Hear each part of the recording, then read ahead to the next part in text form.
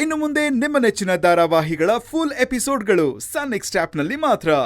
ಬೇಳೆ ಬೇಕೋ ಸಕ್ಕರೆ ಬೇಕೋ? ಅಯ್ಯೋ ಭಾಗ್ಯಕ್ಕ, ನಾನ್ ಕೂಗೋ ಸ್ಟೈಲಲ್ಲೇ ಏನ್ ಬೇಕು ಅಂತ ತಿಳ್ಕೊಳ್ತೀಯಲ್ಲ, ಗ್ರೇಟ್ ನೀನು. ನನ್ಗೆ ಒಂದ್ ಗ್ಲಾಸ್ ಬೇಳೆ ಬೇಕಾಗಿತ್ತು.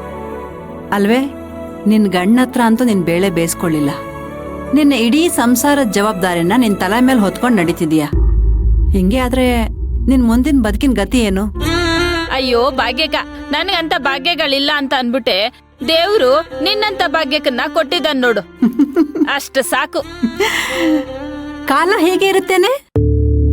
ಭಾಗ್ಯಕ್ಕ, ನಿನ್ನ ಮಗನ ಮದ್ವೆ ಆಗೋವರ್ಗೂ ನಮಗ್ ಭಾಗ್ಯಕ್ಕ ಆಗಿರ್ತೀಯ. ನಿನ್ ಸೊಸೆ ಬಂದ್ಮೇಲೆ ನಿನ್ ದರ್ಬಾರ್ ನಡೆಯುತ್ತಾ? ಯಾಕೆ? ನನ್ ಸೊಸೆ ಏನ್ ಮಾಡ್ತಾಳ ನನಗೆ? ಎಲ್ಲಾ ತಾಯಿಂದಿರು ಮದ್ವೆ ಆಗಕ್ಕೂ ಮುಂಚೆ ಅವ್ರ ಮಕ್ಕಳಿಗೆ ಮಹಾರಾಣಿ, ಸೊಸೆ ಬಂದ್ಮೇಲೆ ಅವಳೆ ಮಹಾರಾಣಿ. ನೀನು ಮುರ್ದ್ ಬಿದ್ದಿರೋ ಏಣಿ, ದಿಕ್ ತಪ್ಪಿರೋ ದೋಣಿ. ನನ್ ಕರ್ಣ ಹಾಗಾಗೋದಿಕ್ ಬಿಡೋದಿಲ್ಲ. ಅವನಿಗೆ ತಾಯಿನೇ ಪ್ರಪಂಚ, ತಾಯಿನೇ ಜೀವ, ತಾಯಿನೇ ಸರ್ವಸ್ವ. ನಾನು ಹಾಕಿರೋ ಗೆರೆ ದಾಟಲ್ಲ, ನಾನು ಹೇಳಿರೋ ಮಾತ್ ಮೀರಲ್ಲ.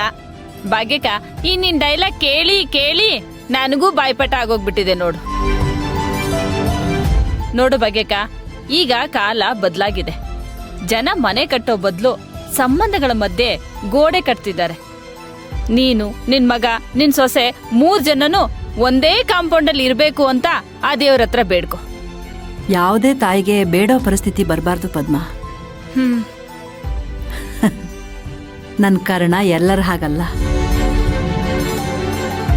ನನಗೆ ಸ್ನೇಹಿತನೂ ಅವನೇ, ನೆಂಟನೂ ಅವನೇ, ಸಂಬಂಧಿಕನೂ ಅವನೇ.